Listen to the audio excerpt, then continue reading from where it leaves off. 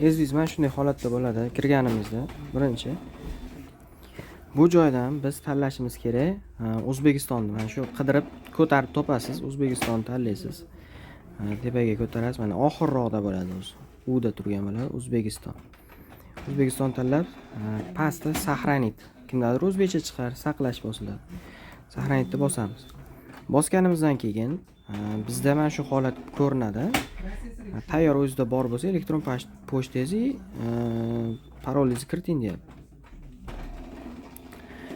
Yoki mana bu holatda ham bo'lishi mumkin. Sizda birinchi O'zbekiston tanlab kirganingizdan keyin vход в систему через Google deyapti.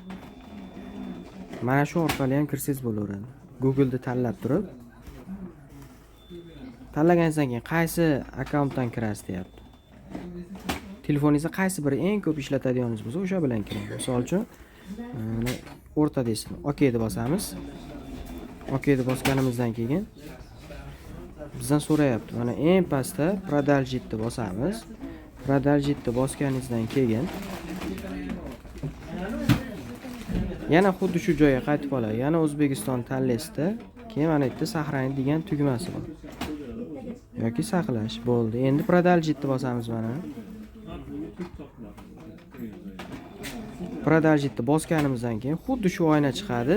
Bu kameramizni qo'shishga tayyor degan. Mana pastda qarasangiz, ustroystva turibdi. Uychani rasmi xuddi shu bo'limda turadi. Mana bu joyda plus добавить ustroystva turibdi.